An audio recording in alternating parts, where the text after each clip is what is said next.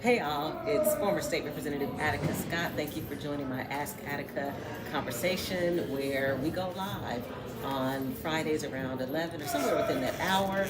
Um, and it's usually my lunch hour, my lunch break, so I hope y'all are joining on your lunch break as well. So we usually have guests, and this is the month of May, and I think almost every Friday this month we do have guests. We already have guests lined up for June as well. Today is really focused on some news updates at the local, state, and federal level, as well as a little bit of pop culture, a little bit of pop culture that relates to politics. So we're live on Facebook, YouTube, and for the first time, we are going live on Instagram. So thank you everyone on Instagram who's joining, who's sharing. If you have comments, here in the chat, and I'll try to make sure to check those periodically. And let me know. Make sure you let me know if the sound is okay for you on Insta Live. So we are here. We're getting started. I've got so many notes about what's been happening lately at both the local level here in Louisville, at the state level across Kentucky, and of course at the national level with the Orange Terror. He is a domestic terrorist, absolutely, and his policies are dangerous and deadly. I want to talk a little bit about some pop culture stuff. So, again, thank you to everyone who's joining. So I want to start. So we have just passed uh, the Orange Terror's first 100 days, and there's a lot that has been happening. He's governing by executive order. He doesn't respect Congress, so he's not even trying to get most of what he's trying to do passed through Congress. He is governing through executive order. So where to start? The economy. The first time he ran when he was 45, it was supposedly the economy, not racism, not bias, not bigotry, but the economy. So now we've seen what he's done with tariffs and how he has gotten his hand repeatedly slapped by Canada, by Mexico, saying no, by China, right? So I have family. My brother lives in Canada. My cousin lives in the UK. So family who lives all around the globe, and these tariffs are real. The impact that they're having on folks, and then right here in the United States, the impact that these tariffs are having on us right here, right? So the economy, the stock market is volatile because people are reacting with the anxiety that all of this brings. So we should talk about. So that's the economy, right? So supposedly that's why people have repeatedly voted for this orange terror. Then there's Doge, the Department of Government Efficiency, that was ran by someone who was not a federal government employee, which was supposed to weed out waste, fraud, and abuse, and found very little waste, fraud, and abuse. And now its director, Elon Musk, is talking about going back to Tesla, where he's losing money because nobody wants those ugly Cybertrucks. And then Kentucky, of course, wanted to push forward the Kentucky Office of Government Efficiency Code, but they said it was different because it began with the letter K. There we go. There we have it. Immigration. Where do we even start when it comes to immigration? A child who is battling stage 4 cancer was deported. A child who was naturalized in this country because they were born here was deported, and they have stage 4 cancer. This is not a humanist centered, faith based administration that is operating right now. They do not care. And it is gross and disgusting and dangerous. We also know that right here in Louisville and across Kentucky, there have been ICE raids. People are living in fear. And I'm grateful to the folks who are stepping up and trying to provide support and sanctuary to people who are terrified right now. We must continue. I will do my best. I'll speak for myself. I will do my best to try to continue to show up for folks who are concerned about their lives and their livelihoods. Retribution. So the Orange Terror came in and said from day one that he was going to go after anyone who opposed him in his first administration, opposed him running again this time as 47, and also opposed his supporters. And that's exactly what he's done. But I believe it would be politically naive to think that retribution only comes from one political party. I have served in elected office at the local and state level, and I can tell you retribution comes across parties. It is not partisan. but he has taken retribution to another level. So let's talk about the courts, judges, and the rule of law. We know he has no respect for the courts. He has no respect for judges, federal judges, that he appointed during his first administration as 45. And he doesn't even know what the rule of law is. We know that. He does not know what the rule of law is. So what does it look like? It looks like arresting judges because they are not following his discriminatory and racist policies. That looks like governing by executive order and having over 150 lawsuits that have been filed against his executive orders. There's no respect for the courts or for judges or for the rule of law. So let's talk about Congress. He has no respect for Congress. And in all honesty, Congress is mounting very little resistance to his administration. We know that Congresswoman Jasmine Crockett is doing her best to save our democracy, but she cannot do it alone. And we cannot always demand of black women that we save this country. That is not her job to save this country, but she is doing her best. So shout out to Congresswoman Jasmine Crockett. And then to the rest of Congress sitting on their hands, y'all need to go on somewhere. We don't need you in office if you're not going to fight back against this domestic terrorism. Thank you to everyone again who is tuning in live. We'll probably take a break after I go through what's happening at the federal level, and then we'll come back and we'll talk about what's happening at the local and state levels. Again, we're going live on Facebook, on YouTube, and on Instagram. So the military. I love it when people say respect the military until it comes time to actually respect the military. You've got Pete Hegseth, who someone needs to take away his phone and take away his access to Signal because he can access Signal on his laptop as well. Take away his access because he is dangerous and he is endangering our military. And then, of course, don't fall for the fact that Mike Waltz, who was the national security advisor, has taken the fall for the signal leaks and has been removed from that position as national security advisor. But yet, the Orange Terror is nominating him as a UN ambassador. Okay, all right, so that's how that works. All right. And obviously, he was no good at national security advisement, so you don't want to listen to him on that. Public health. I worked in public health for nearly a decade, and I need someone to tell me what branch of the Kennedy tree is Robert Kennedy on. Because that man has no clue about public health. He is taking his own biases, his personal issues, his personal conservatism, and trying to apply it to public health that impacts we the people. I was in Lexington recently at a UK women's softball game speaking to a woman who runs an autism program in Lexington, and she was talking about the funding cuts that that program has experienced and how it's impacting families and kids. And then you've got Robert Kennedy over here talking about, yeah, we're going to have a cure by September for autism. Be realistic and give me a break. So, when we talk about public health and what has happened so far under this administration, there have been 10,000 job cuts at the Department of Health and Human Services. 10,000 job cuts at the Department of Health and Human Services. Now, we're talking less than five, what, right at 5 years out from COVID. So, we still have the lingering impacts of COVID, and you want to cut 10,000 jobs in public health. We're talking about measles outbreaks that are happening now across the country, but you want to cut 10,000 Department of Health and Human Services jobs. Then we've had billions of dollars cut to scientists and researchers, to colleges and universities that are focusing on public health issues, billions of dollars at a time when we need our researchers and our scientists focusing on public health issues and needs. So this is what's happening with public health. We've also had tons of public health related meetings that have been canceled, public meetings that have been canceled. So there's also little to no accountability.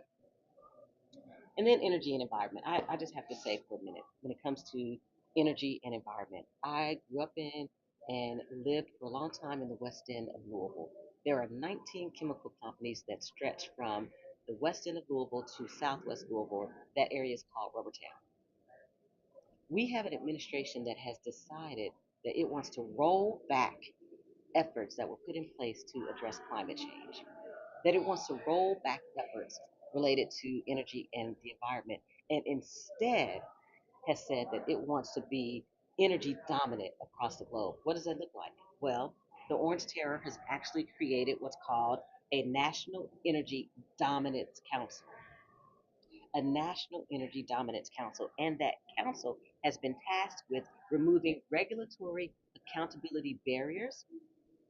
It has also been tasked with driving up already record high U.S. energy production, and that means from fossil fuels like oil and natural gas. So we're talking, we know with coal, our mountains have been blown up. Natural gas, we are actually degrading the very foundation on which we exist. And then, of course, we have very little protections that are happening at the state level, like in Kentucky, for when it comes to the energy and environment issues. So this is the Orange Terror's first 100 days, and I know lots of folks are also talking about the arts and culture. And I'm going to advise you right now, if you haven't been to or haven't been in a while or at all to the African American History Museum in DC, go while you can. I believe that this domestic terrorist is trying to completely shut down the museum, completely shut it down. So go while you can. Also, be very mindful that he has attacked the arts and culture by claiming that it's pushing a woke agenda. A woke agenda. And I've said this before and I'll say it again. It's very clear that he and his ilk actually really love us as black folks. They love our melanin, they love our natural hair because they always try to appropriate our language, right? Woke. As if that's something that they came up with. And then I'll close out on this as it relates to the Orange Terror's first 100 days. Diplomacy and international relations. First of all, I can see him asking, what is a diplomacy? What is an international relation?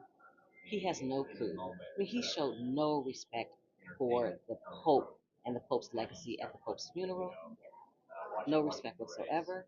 Our allies, including France and Germany, feel abandoned by the United States and in turn are beginning to turn its backs on us and abandon us. I mean, this is what's happening because of this domestic terrorist. So I think we're going to take a quick break and then we'll come back and we'll talk about local and state issues. Thank you all so much for tuning in live. Appreciate you. And we'll be back in just a moment. Through every note, every performance, the arts connect us. The arts connect us through joy and through awe, bridging cultures and generations. From intimate theaters to the grandest stages, the arts bring us together, reminding us that we're never truly alone. When we experience the arts, we experience each other. Kentucky Performing Arts. The arts connect us.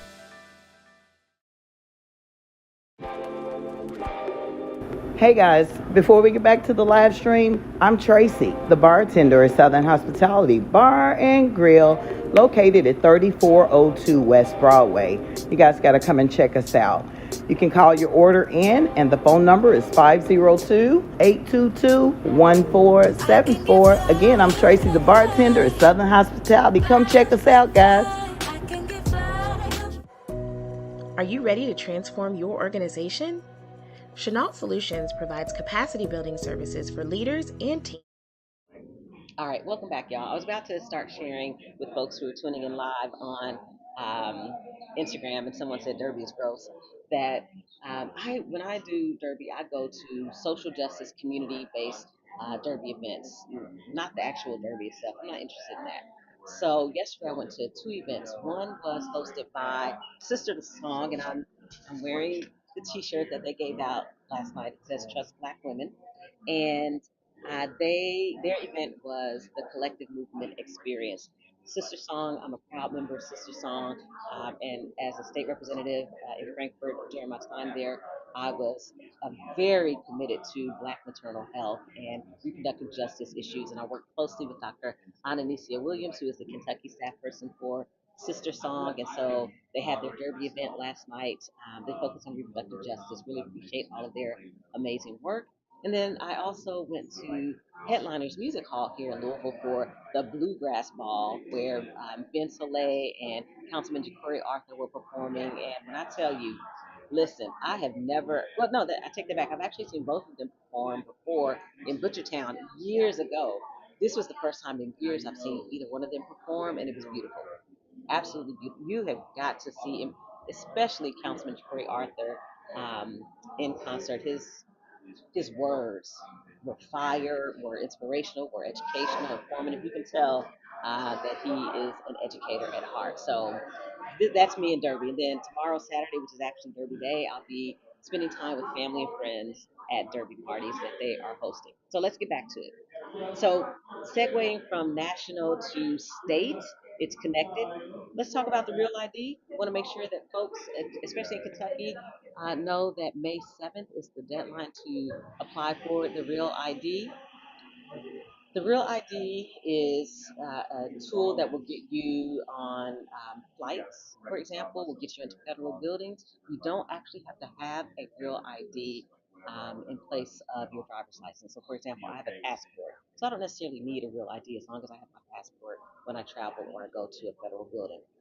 But for the other 66% of Kentuckians who might need the Real ID, you have until May 7th to get that because only 34% of Kentuckians have their Real ID at this point, a very low number. So, and I know folks over in Ohio, they have less than we do here in Kentucky. I think they're right at maybe 23% or something like that of Ohioans have the Real ID.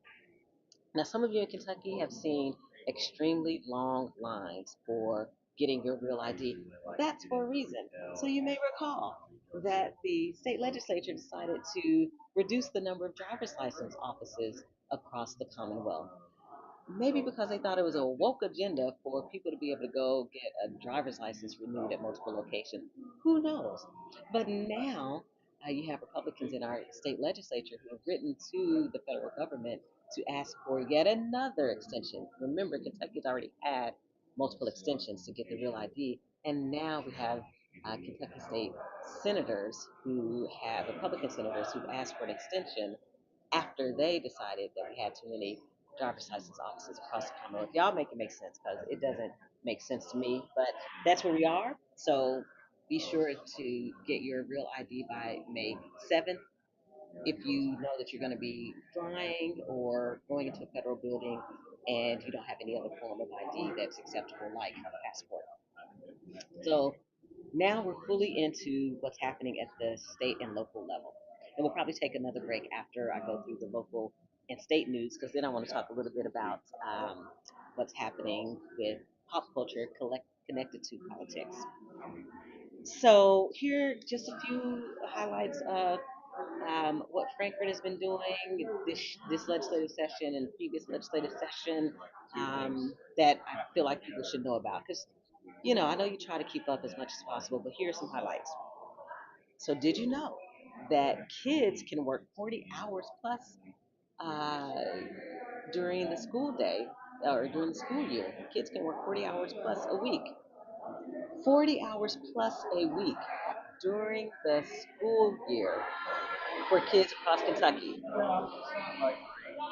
So maybe this is because they need to earn money to take care of the babies that the state legislature is forcing them to have, even when they have experienced incest or rape. Maybe, just maybe, that's where the state legislature is going with this. Who knows?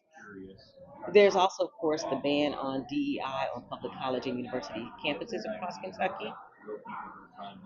They will not be outdone. If this is something that Florida is doing, then of course Kentucky is going to do it because all they do is follow the leader.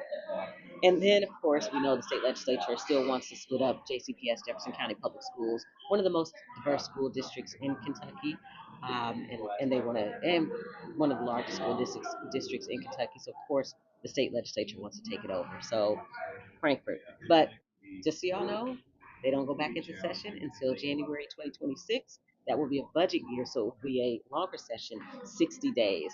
We're going to, of course, throughout the Ask Attica series, do some civic education. Part of the civic education that I want folks to know about now is that the legislative session is 30 days in odd years and 60 days in even years. Even years are when we have the budget passed at the state level. So keep that in mind. Also, 2026, all 100 members of the Kentucky House of Representatives will be up for election, and half of the 38 Senate seats will be up for election. So if you're thinking about running, Start planning now because the primaries are next May, a year from now. Let's talk about your mayor, Louisville. Yeah, Mayor Greenberg. So, did you know that Mayor Greenberg wanted to take money from Jefferson County Public Schools that Churchill Downs was giving to JCPS because Churchill Downs doesn't pay property taxes. And over the past 5 years, that money that Churchill Downs has given to JCPS has accounted to about $1 million. Well, your mayor, being the business person that he is, said, "Oh, you know what? Let's take that money from the public school system that's already about to experience cuts from the federal government, and let's instead put that in the Louisville Metro government coffers because we're Louisville Metro government." All right, so yeah, but but then he got pushed back in heat and changed his mind a few days later and said, "Well, you know what? No, we won't take that money from JCPS. We're going to work on a different plan, a different strategy." So we will see. It's to be determined what that strategy will look like. I'll tell you this: there are lots of Democrats in our state legislature that to this day still can't stand me because I refuse to vote for additional tax breaks for Churchill Downs. I was one of only three Democrats in the state legislature that refused to vote for additional tax cuts to Churchill Downs because they can afford to pay their fair share. They can absolutely afford to pay their fair share. The rest of us have to pay our fair share. It's Derby week, and just a Derby friendly Derby reminder. But it doesn't end there because y'all, your mayor is always busy. So he released his safety plan, and we are working with the leadership of State Live Streams to try to get someone here from the administration to share with all of you about that safety plan. It's a 33 plus page document. Um, you may know by now that the Office of Safe and Healthy Neighborhoods is no longer the Office of Safe and Healthy Neighborhoods. It's the Office of Violence Prevention. Why would you want to lead with violence? Why would you not want to stay with health and safety? That's more community. That's more collective versus leading with violence. But that's where we are. So hopefully we'll hear more about this plan that focuses on prevention, intervention, and enforcement. Being mindful of the enforcement part and the intervention part and the additional money that will go to law enforcement for that enforcement and intervention, and pay attention to whether or not there's any talk about prevention and intervention and enforcement when it comes to police violence. What does that look like? So, tied to policing is the fact that the Department of Justice has asked yet again for an extension on coming back to Judge Beaton on the consent decree that Louisville Metro Government, Louisville Metro Police Department, and the U.S. Department of Justice have come together to agree upon, which means that it'll be May 23rd before we have yet another update. We've been at this since January, another update on where we are with the consent decree. We know that the DOJ is now stalling because it's a new administration. This is a stall tactic. Ask for an extension, ask for an extension, ask for an extension, give excuse after excuse after excuse. The latest one is that, of course, the DOJ has a new director, and that person needs time to get caught up on the Louisville consent decree. And then I also want y'all to know that the mayor presented his budget last month to Louisville Metro Council, and will also, over the course of the next month, be breaking down that budget before the Metro Council votes on it. I want you to know, Louisvillians, that there will be a budget hearing on May 22nd at 6 o'clock. Part of your civic engagement will be to tune in virtually or to actually show up in person to that budget hearing on May 22nd at 6 o'clock. You can now view the budget online if you go to louisvilleky.gov. Please read the budget for yourself. There's an executive summary, a much shorter version of the budget, the highlights, and then there's the full budget. So you can look and see what every department, community organization is getting from the budget. And then finally, before we go into another break, I wanted to remind folks in Louisville that in 2026, our local elections for mayor and metro council will be nonpartisan. Hear what I'm saying? Nonpartisan, which means in the primary next year, May 2026, you will not be voting for someone with a D behind their name or an I or an R for Democrat, Independent, Republican. You will be voting for, which you don't vote for independents in the primary anyway. You will be voting in a nonpartisan race, which means the top two vote getters will then go on to the general. So remember that, y'all, because we're going to do more and more educating around that in the next couple of months. So I want to go ahead and take a break here because when I come back, I want to close this out with a little bit of pop culture conversation. And I'm going to check the comments on Instagram, see if anybody had any questions or comments, and then we'll be back in just a moment. Welcome to Skills for Life, located at 204 East Jacob Street. I love how she's holding on. Here at Skills for Life, we offer services 6 months to 12-year-olds. Tell me what this is. This is the what? The front of the book? With a warming environment, a comforting atmosphere, with therapy services, social emotional learning, plant-based meals, and more. Parents can look forward to having their children in a safe environment. Join us at Skills for Life. So you cannot check. We have a plant-based diet that we serve, meals that we serve to our children, and they can expect that their children are safe and loved. And for more information, call us at 502-822-3975.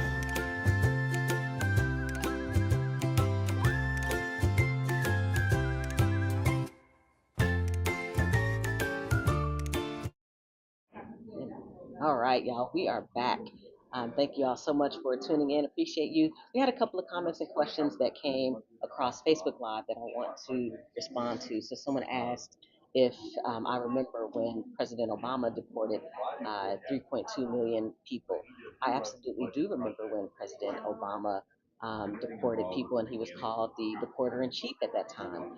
And I also know that the current president, the Orange Terror, is the person that I'm talking about right now because he's in office. So that's why I'm talking about the current president, number 47's deportation policy. So I did get that comment from Facebook. And then the other comment was about the destruction of our environment, of the earth, to get to minerals, which is an issue that has come up with the Orange Terror trying to make a deal with Ukraine because he wants to get to Ukraine's raw minerals. Yes, I've absolutely heard that as well.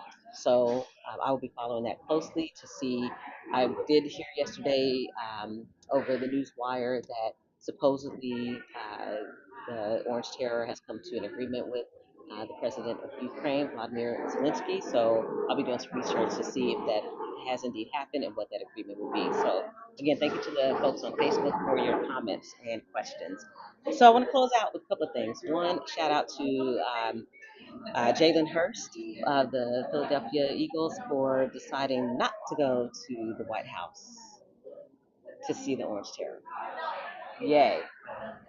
Couldn't love you any more than right now because you don't have to show up to those places and spaces where you know you're not wanted. Why would you show up? Why would you show up? So thank you for not showing up. And then I want to talk about the movie Sinners. Have y'all seen the movie Sinners? Anybody? Anybody? Have y'all seen the movie Sinners? Oh my goodness. First of all, I'm into fantasy, action, adventure, sci-fi, all of it. So I follow vampire lore.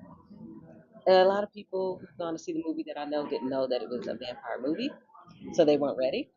And then they started calling me, texting me, and asking me, so why couldn't the vampires go inside? And XYZ things I didn't know about vampire lore, right? What is why when you throw that water on them, did it make them burn, right? So they don't know about garlic and holy water, etc. So I will say this: I enjoyed Sinners thoroughly. Um, on the one hand, it's like, can we just have a movie that we watch and enjoy, like The Woman King, right? Watch and enjoy. Of course, there was a lot of politics in The Woman King, and love Viola Davis tremendously. And it was an action movie. It was a movie about history. And then this was a vampire movie. So on the one hand, can we watch and enjoy it? But then also I get people wanting to break it down for its political aspects. We're always doing that. All the messages that were in the movie about white saviors, right? So you got vampires coming to be our white saviors. And they were going to liberate us from the plan. Give me a break. But I also love the visuals, the music. If you've seen it, you saw that movie, the music scene where the past and the present and the future were being woven together, and it was absolutely beautiful and glorious. Hopefully, you watch the ending after the ending, because if you're a Marvel fan like I am, because Marvel is better than DC, but I'll tolerate DC, then you watch, you know that Marvel does an ending after the ending. So don't get up because a few credits started rolling. Sit and stay because I don't want to reveal the ending after the ending, but especially if you haven't gone to see Sinners, but I encourage you go see Sinners. It's a very good movie. The cinematography was amazing, um, and Michael B. Jordan did that.